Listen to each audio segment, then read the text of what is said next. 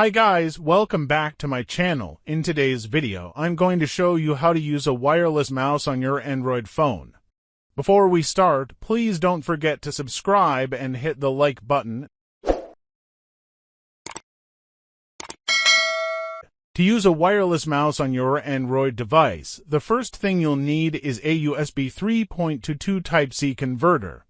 I bought mine from a local store, but you can easily find one online or at a local store as well.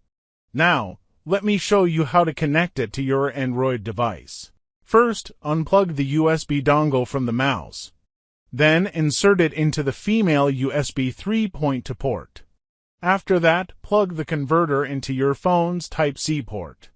Now, you can easily use your mouse without any additional settings. So, friends, if you found this video helpful, please don't forget to subscribe and hit the like button.